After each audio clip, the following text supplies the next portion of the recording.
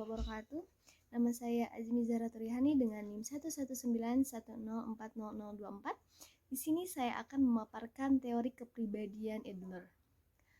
Adler semula anggota bahkan ketua masyarakat psikoanalisis Wina, organisasi pengembangan teori Freud, namun kemudian memisahkan diri dan membentuk kelompoknya sendiri, yakni individual psychology. Bagi Adler, manusia lahir dalam keadaan tubuh yang lemah dan tak berdaya. Ketidakberdayaan itu menimbulkan perasaan inferiorita dan ketergantungan kepada orang lain. Psikologi individual memandang individu sebagai makhluk yang saling ketergantungan secara sosial.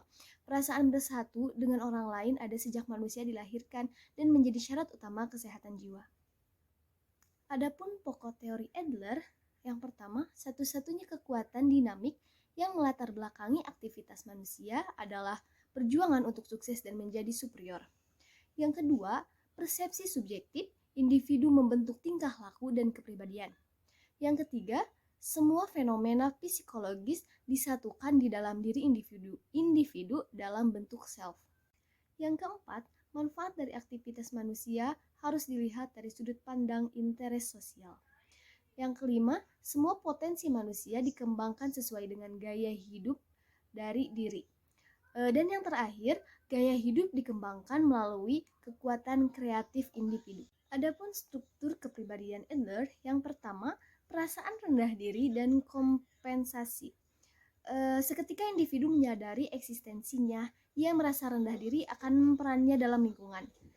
Adler mengatakan bahwa rasa sakit yang diderita individu sebenarnya adalah usaha untuk memecahkan masalah-masalah non-fisik. Keadaan itu disebabkan adanya kekurang sempurnaan pada daerah-daerah tubuh tersebut, yang dikatakan sebagai organ penyebab rendah diri. Yang kedua, berjuang untuk menjadi superior. Adler beranggapan bahwa manusia adalah makhluk agresif dan harus selalu agresif bila ingin survive. Dorongan superior ini sangat bersifat universal dan tak mengenal batas waktu. Superioritas yang dimaksud adalah superior atas diri sendiri. Jadi, daya penggerak yang utama dalam hidup manusia adalah dinamika yang mengungkapkan sebab individu berperilaku, yakni dorongan untuk mencapai superior atau kesempurnaan. Dan yang ketiga adalah gaya hidup. Usaha individu untuk mencapai superioritas atau kesempurnaan yang diharapkan memerlukan cara tertentu. Adler menyebutkan hal ini sebagai gaya hidup atau style of life, terbentuk dari usia 3-5 tahun. Gaya hidup yang diikuti individu adalah kombinasi dari dua hal, yakni dorongan dari dalam diri yang mengatur arah perilaku dan dorongan dari lingkungan yang mungkin dapat menambah atau menghambat arah dorongan dari dalam diri tadi. Dan yang keempat adalah prinsip diri yang sadar.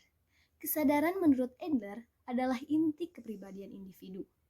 Manusia dengan tipe otak yang dimilikinya dapat menampilkan banyak proses mental dalam satu waktu. Ingatan adalah fungsi jiwa. Perkenalkan, nama saya Bunga Puspita Wulandari. Saya akan menjelaskan dinamika kepribadian dan tahap perkembangan. Dinamika kepribadian terbagi menjadi 6. Yang pertama, perjuangan menjadi sukses atau superioritas. Ini dibagi menjadi 2. Fictional final goals dan menjadi mengatasi inferioritas dan menjadi superioritas. Yang kedua, pengamatan subjektif. Kepribadian manusia mengenai masa depannya. Tujuan ini adalah rancangan hidup yang muncul secara subjektif di sini dan sekarang. Perjuangan superioritas bergantung pada pandangan subjektif orang itu kepada dirinya sendiri saat ini dan pandangan subjektif tentang masa depannya. Yang ketiga, kesatuan pribadi. Pikiran, perasaan, dan kegiatan semuanya disatukan menjadi tujuan yang sama. Dan yang keempat, minat sosial. Orang yang peduli pada orang lain dan mempunyai tujuan yang sama, yaitu untuk mencakup kebahagiaan semua umat manusia. Yang kelima, gaya hidup. Cara unik setiap orang dalam perjuangan untuk mencapai tujuan khusus dimanapun ia berada. Yang keenam dan yang terakhir, kekuatan kreatif self. Kekuatan ketiga yang menentukan tingkah laku setelah heredity dan lingkungan. Tahapan perkembangan. Menurut Adler tidak menaruh aturan yang tetap mengenai perkembangan. Menurutnya, anak tidak otomatis memiliki sifat. Individu harus selalu dan terus-menerus belajar. Dorongan kesempurnaan yang akan memotivasi manusia. Kepribadian seorang individu mulai terbentuk dan cenderung menetap sejak usia 5-6 tahun. 3 pengaruh masa kanak-kanak yang menetap dalam suatu gaya hidup yang salah, yaitu yang pertama perasaan rendah diri, yang kedua pemanjaan, yang ketiga pengabaian. Adler mengembangkan teori urutan lahir didasarkan pada keyakinan bahwa keturunan, lingkungan, dan kreativitas lingkungan bergabung membentuk kepribadian. Perbedaan sifat anak sesuai dengan urutan kelahiran. Anak pertama menjaga, melindungi, pengatur yang baik, kecemasan tinggi, pengkritik. Anak kedua motivasinya tinggi, suka bersaing, dapat bekerja sama, pemberontak, mudah putus asa. Anak bungsu ambisius, realistis, manja, tergantung pada orang lain. Anak tunggal dewasa secara sosial, manja, ingin selalu menjadi pusat perhatian, perasaan kerjasama rendah, takut bersaing. Sekian, terima kasih. Assalamualaikum warahmatullahi wabarakatuh. Nama saya Cindai Atifah dengan NIM 1191040028. Di sini saya akan menjelaskan resensi dari film Kartini. Film Kartini ini dibuat pada tahun 2017 dengan sutradara Hanung Bramantyo. Produsernya sendiri yaitu Robert Roni dengan editornya Wawan Iwibowo. Durasi film ini yaitu 119 menit. Penulis naskahnya yaitu Hanung Bramantyo dan Bagus Bramanti. Pemeran utamanya yaitu Dian Sastrowardoyo sebagai Kartini, Dedi Sutomo sebagai ayah Kartini, Reza Rahardian sebagai kakak Kartini yaitu Sosro Kartono, Christian Hakim sebagai M.A. Ngasirah, Ayu Sita sebagai Kardina, dan Acha Septriasa sebagai Rukmini. Film Kartini ini menceritakan tentang Kartini yang memperjuangkan kesetaraan antara pria dan wanita. Sosok Kartini ini digambarkan sebagai seorang pemberontak dan tak segan melawan orang yang menentangnya di saat ia tidak melakukan sesuatu yang salah. Kartini dipingit karena sudah mulai memasuki masa pubertasnya. Ia diharuskan terus tinggal di rumah dan mempelajari tata krama seperti perempuan yang lainnya, sembari menunggu ada laki-laki yang datang untuk meminangnya. Dari dalam lubuk hatinya, Kartini ingin mengenyam pendidikan setinggi-tingginya sampai ke negeri Belanda. Namun, Kartini tidak tahan melakukan semua hal itu. Kakak Kartini, yaitu Sosro Kartono, memberikan kunci lemarinya kepada Kartini yang berisikan buku-buku sebelum ia pergi ke Belanda. 2 adik dari Kartini, yaitu Kardina dan Rukmini, masuk ke dalam kamar Kartini untuk dipingit. Kartini pun mengajak kedua adiknya untuk membantu perjuangannya. Ia ingin mendobrak tradisi bahwa sebenarnya perempuan juga wajib mendapatkan hak yang sama untuk sekolah setinggi-tingginya. Kehadiran dari film Kartini ini diharapkan banyak menginspirasi kaula muda, khususnya wanita, agar selalu menginspirasi dan berkarya sesuai dengan passion dan kemajuan zaman.